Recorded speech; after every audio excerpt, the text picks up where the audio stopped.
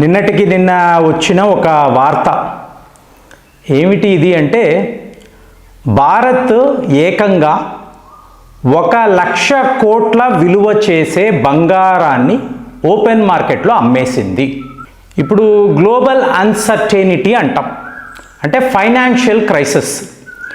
ఈ పరిస్థితిలో ప్రతి ఒక్క దేశము కూడా బంగారము కొంటూ పోతూ ఉంటారు. మొన్న మనము కూడా ఏం చేసాము, 100 మెట్రిక్ టన్నుల బంగారము కొన్నాం. మోదీ గారు ఏమంటున్నారు, భారతీయులారా బంగారము కొనకండి. అంటే మీరు ఎంత ఎక్కువ బంగారము కొంటే మీరు ఇంపోర్ట్స్ ఎక్కువ చేసుకోవాలి కదా. సో మన ఫారెక్స్ రిజర్వ్స్ అనేవి తగ్గిపోతాయి. కాబట్టి దయచేసి ఫారిన్ ట్రిప్లు అనేవి చేయకండి, అలాగే బంగారము కొనకండి. ఇలాగ కొన్ని రూల్స్. ఫ్యూయల్ విషయంలో కూడా మీరు కార్ పూలింగ్ చేయండి, పబ్లిక్ ట్రాన్స్పోర్ట్ వాడండి, ఇవన్నీ చెప్పారు కదా. మరి ఇప్పుడు షాక్ ఆఫ్ ద వరల్డ్ ఏమిటి, భారత్ ఏకంగా 1,00,000 కోట్ల విలువ చేసే బంగారాన్ని అమ్మడం. మీకు తెలుసో తెలియదో, మన రిజర్వ్స్ అనేవి 77% భారత్లోనే ఉంటుందండి. అలాగే 23% మనము ఫారిన్ కంట్రీస్లో మన రిజర్వ్స్ని ఉంచుతాం, ముఖ్యంగా యూరోప్ అలాగే యూకే. సో ఇప్పుడు మనము సడన్గా ఇలాంటి ఒక అతి పెద్ద నిర్ణయం తీసుకోవడం ఏమిటి? మొన్నటికి మొన్న రష్యా వాళ్ళు కూడా ఇదే పనే చేశారు.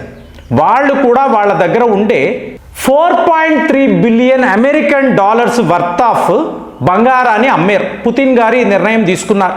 అంటే వాళ్ళ సెంట్రల్ గవర్నమెంట్ చేసిన పని. ఎందుకు అంటే వార్ ఫండింగ్ అన్నారు. ఇప్పుడు ఇదంతా మీరు చూసారనుకోండి, ఎందుకండి భారత్ ఇలా చేసింది మేధావులు అడుగుతారు. ఇది తప్పు కదా, మీ దగ్గర ఉండే బంగారాన్ని మీరు ఎందుకండి అమ్ముకుంటారు? ఇప్పుడు ఏమంటారు రీజన్స్? ఇప్పుడు ఫారిన్ ఇన్వెస్టర్స్ భారత్ను విడిచిపెట్టి వెళ్ళిపోతున్నారు చెప్తారు కదండి.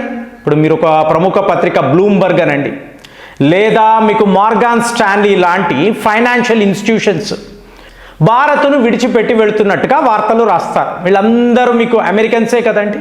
మీరు చూడాలండి, నేను చెప్తున్నా కదా, మీరు దీని వెనుక ఉండే స్టోరీని అబ్జర్వ్ చేయకపోతే చాలా చాలా డేంజర్. దీనికి కారణాలు అడిగారు అనుకోండి, సింపుల్గా ఆపరేషన్ సింధూర్ని అంటారండి. ప్రపంచ స్థాయిలో యుద్ధాలు జరుగుతున్నాయి. ఈ యుద్ధాల వల్ల ఒక అన్సర్టెనిటీ, ఇందులో భారత్ కూడా చిక్కుకుంది. అంటే ఎప్పుడైతే మీరు పాకిస్తాన్ మీద దాడులు చేశారో ఆటోమేటిక్గా పాకిస్తాన్ కూడా ఇదే పని మీ మీద చేయొచ్చు కదా. చేశారు అనుకోండి, భారత్ లాంటి ఇంత పెద్ద దేశంలో మేము ఇన్నిన్ని కోట్లు ఇన్వెస్ట్ చేశాము, ఇప్పుడు వీళ్ళు ఇంత పెద్ద యుద్ధంలో ఉన్నారు అంటే ఆటోమేటిక్గా మీ స్టాక్ మార్కెట్, మీ వ్యాపారం ఇదంతా దెబ్బతింటుంది కదా, ఎక్స్పోర్ట్స్ ఇంపోర్ట్స్. సో దీన్ని చూపిస్తున్నారు. కానీ నిజంగా మనం ఇందులో ఇన్వాల్వ్ అయి ఉన్నామా? ఇప్పుడు ఏమి లేదండి, పాకిస్తాన్ తీవ్రవాదులు పహల్గామ్ దాడులు చేశారు. మేధావులు ఏం మాట్లాడతారు, మనము చేతకాని వాళ్ళమండి, ఇంతకుముందు ఇలా ఎన్నో జరిగాయి, వీళ్ళు చూస్తూ ఊరుకున్నారు అని అంటారు. ఏ ప్రభుత్వమైనా దాన్ని పట్టించుకోరు. ఇప్పుడు మనం ఆపరేషన్ సింధూర్ అని తీవ్రవాదుల మీద యుద్ధము ప్రకటించాం. ప్రకటించిన తరువాత మీకు పాకిస్తాన్ వాడు, చైనా వాడు, వీళ్ళందరూ మన మీద పగ పెంచుకుంటారు, ప్రతీకారము అంటారు, అవునా? అలాంటప్పుడు పాకిస్తాన్ కూడా భారత్ మీద దాడులు చేస్తే, ఇది ఒక పెద్ద యుద్ధముగా మారితే ఫారిన్ ఇన్వెస్టర్స్కి ఎంతెంత నష్టము. ఇలా చెయ్యకూడదు కదా. ఇదే వెర్షన్.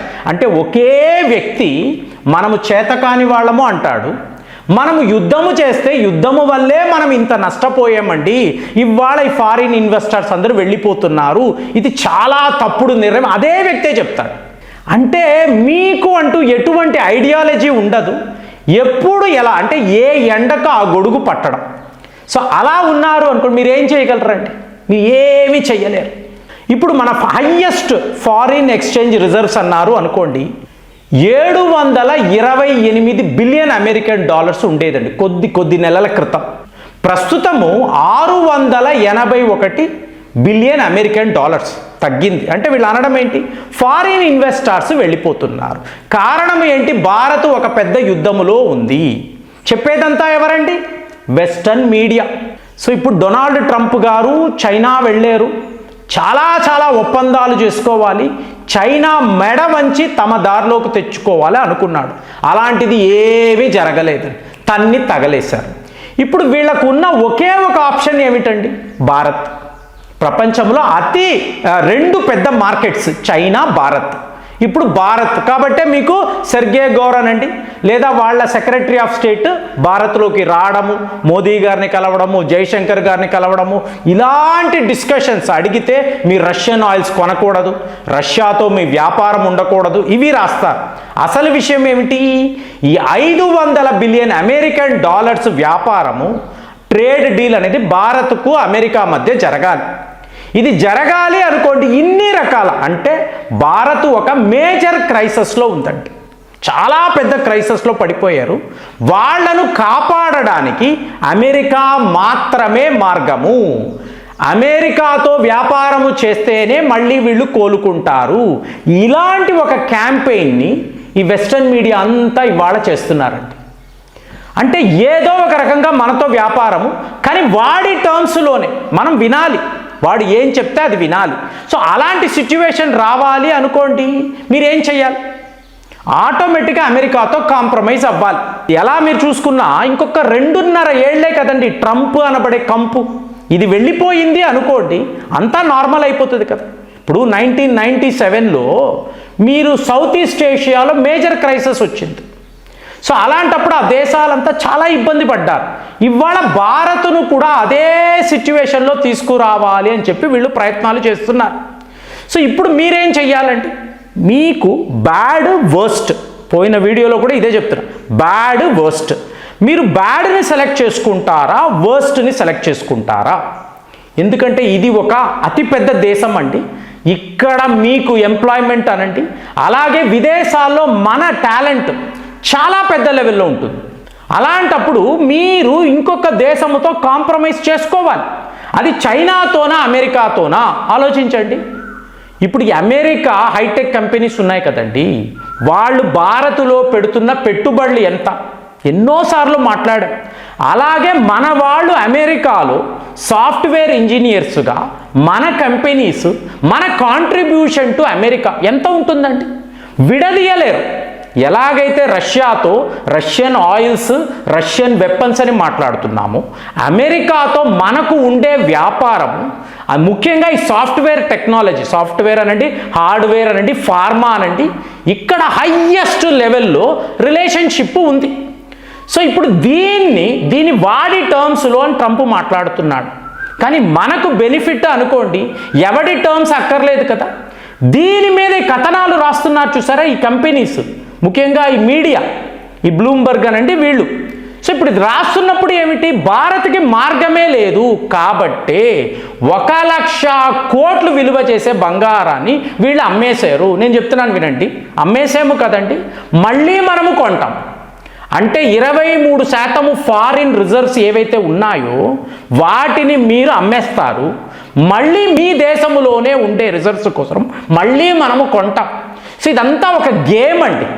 ఇది చదివేసి వీళ్ళకి నచ్చినట్టుగా కథనాలు చెప్పడం, అది వినేసి ఈ వీడియోస్ 10 మందికి షేర్ చేసి భారత్ పతనం అయిపోతుంది, సో మన జీడిపి కుప్పకూలిపోతుంటే అక్కడ ఇరాన్ అమెరికా యుద్ధము ఉన్నప్పుడు మీ దేశానికి వచ్చే ఆయిల్స్ ఎంత, మీ సప్లై చైన్ ఎంత, మీరు చేస్తున్న ఎక్స్పోర్ట్స్ ఎంత, మనము కాదండి, యావత్ ప్రపంచాన్ని చూడండి.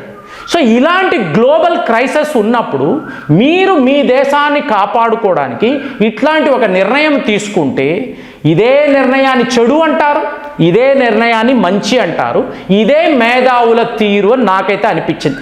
ఎన్నో ఆర్టికల్స్, ఎంతో డేటా చూసి నేను మాట్లాడుతున్నాను. మరి మీరేం ఆలోచిస్తున్నారు? కామెంట్స్లో రాయండి. మళ్ళీ వచ్చే వీడియోలో కలుద్దాం.